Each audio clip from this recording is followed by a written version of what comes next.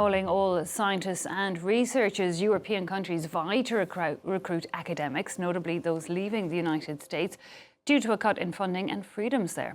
French President Emmanuel Macron and President of the European Commission, Ursula von der Leyen, are holding a conference this Monday on the issue.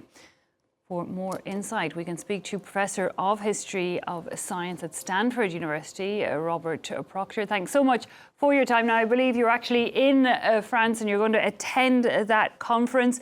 Do you think US scientists are ready and willing to move to Europe? I know lots of them who are. Yeah, there was a recent poll of Nature magazine that showed among those who are responding, well over half said they would be willing to go to Canada or to Britain or to the continent here because of the Trumpian war on science. It's tens of thousands of scientists have been fired, and there's a lot of pressure being put on universities now, almost a kind of extortion for making certain demands for hiring practices, for allowable campus speech. And the heavy weight of the federal budget is being put on this. So universities are having their funding cut, their funding withheld. And so, yeah, it's certainly a big prospect.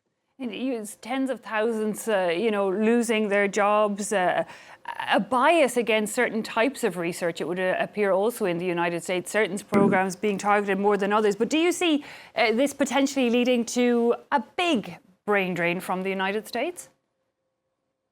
Well, it could be significant. A lot depends on how long this goes on for.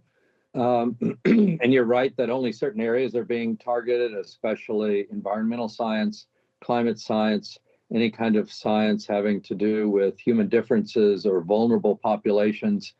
But it is something that could significantly affect. I already know several colleagues who've gone to Canada. My own two children are now professors at UBC in Vancouver. It could well be a brain drain, which is significant because the United States has been for so long a kind of refuge for people from all over the world after the Holocaust or from Russia. We've had many immigrants, scientists, but now that seems to be reversing. So bad news when it comes to research in the United States, but that's also bad news for the rest of us, isn't it? Because a lot of research is collaborative globally. What impact do you see this having on, the world's information, if you like?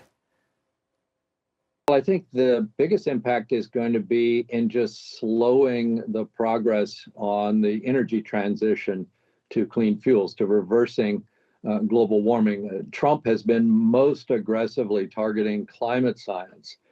And he loves what he calls clean, beautiful coal. And he's trying to revive coal plants. He's cutting even the mention of climate change from any government document. So it's definitely going to delay the inevitable transition, and that's going to cost lives. Now, Harvard is taking the White House, the administration, to court because it wants to pull funding.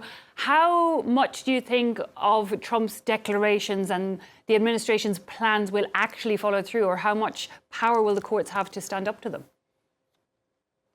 Well, Columbia University was unfortunately one of the first to cave to Trump's demands, which is why it's sometimes being called Vichy on the Hudson.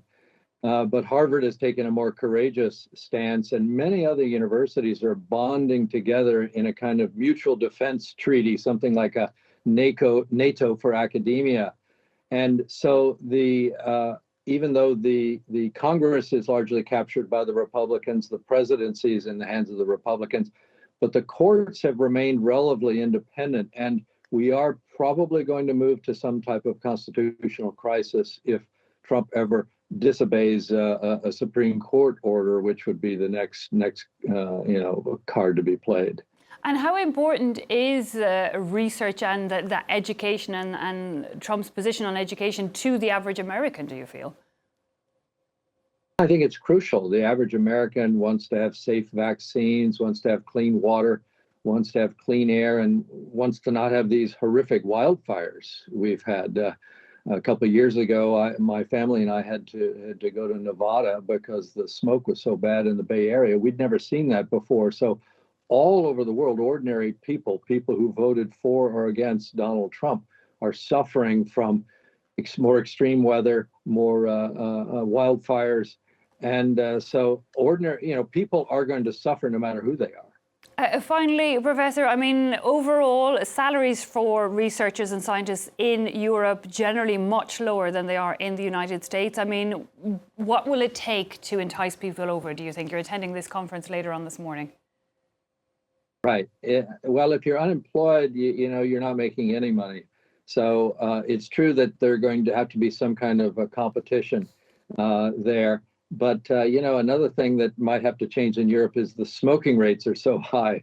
Americans don't like that. And so that would help entice people if you could get that down a bit. Okay, Professor Robert Proctor, we'll have to leave it there, but thanks so much for your time before you head to that conference here in Paris, looking at how the EU may entice researchers and scientists from the US to come and set up shop here. Thank you.